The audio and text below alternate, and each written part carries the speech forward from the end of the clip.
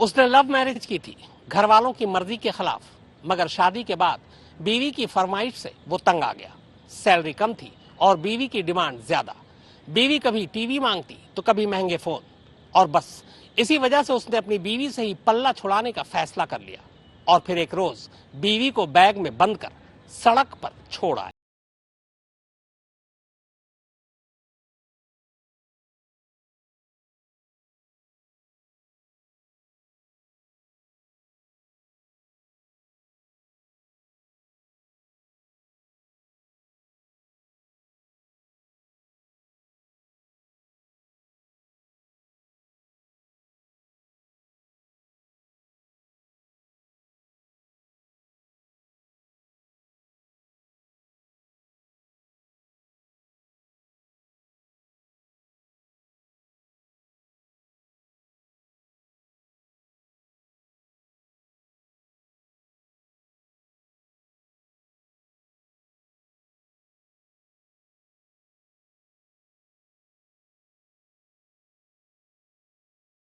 दिल का सुराग दे पाती। पुलिस ने लाश कब्जे में लेकर पोस्टमार्टम के लिए अस्पताल भेज दिया। सूटकेस के अंदर एक डेड बॉडी मिली है महिला की, जिसको कि कहीं और मर्डर कर और यहाँ पर उस डेड बॉडी को डंप किया गया है, जो हमने उसको डेड बॉडी को अभी तुरंत हॉस्पिटल भिजवा दिया है।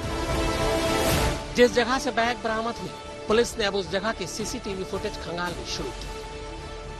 इत्तेफाक से एक कैमरे में एक शख्स वही बैग बाकायदा सड़क पर घसीटता हुआ दिखाई देता है। दिन दहाड़े एक बैग में लाश रखकर वो बेखौफ सड़क पर बैग समेत चल रहा था। इसी सीसीटीवी फुटेज की मदद से आखिरकार पुलिस ने उस संदिग्ध की शिनाख्त की और फिर जल्द ही उसे दबोच लिया। उसने अपना जुर्म भी कबूल कर लिया, पर उसने कत्ल की जो कहानी सुनाई वो बेहद अजीब थी।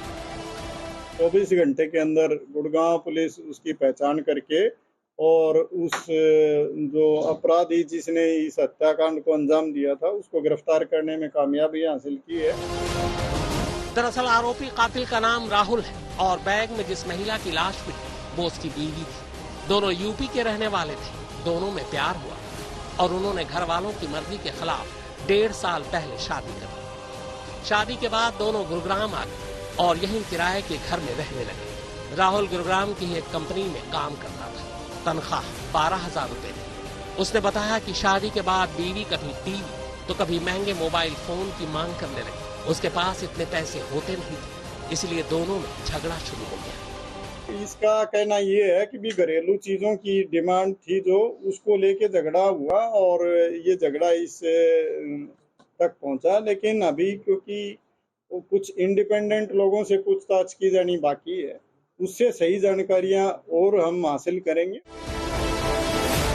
आए दिन की फरमाइश और रोज रोज के झगड़े से तंग आकर राहुल ने आखिरकार बीवी को रास्ते से ही हटाने का फैसला कर लिया।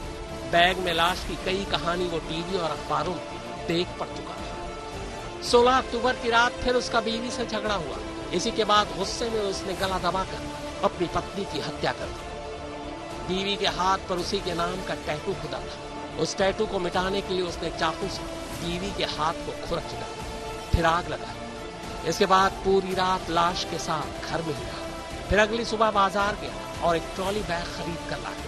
बैग में बिना कपड़े के लाश ठूसी ताकि शिनाख्त न हो सके और पूरे रास्ते सड़क पर ट्रॉली बैग घसीटते हुए ले गया और एक जगह पर छोड़कर चला गया।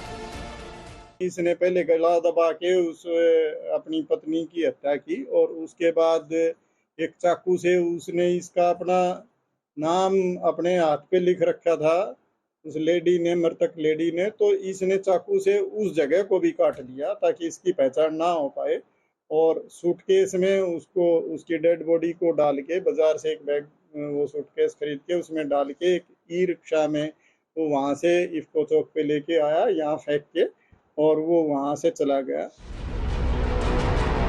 पुलिस के मुताबिक राहुल को उम्मीद थी कि बैग मिलने के बाद पुलिस लाश की शिनाख्त नहीं कर पाएगी और शिनाख्त हो भी जाए तो मामला रेप और मर्डर का लगेगा और वो बच जाएगा। नीरज वशिष्ठ के साथ हिमांशु मिश्रा, गुरुग्राम, आज तक।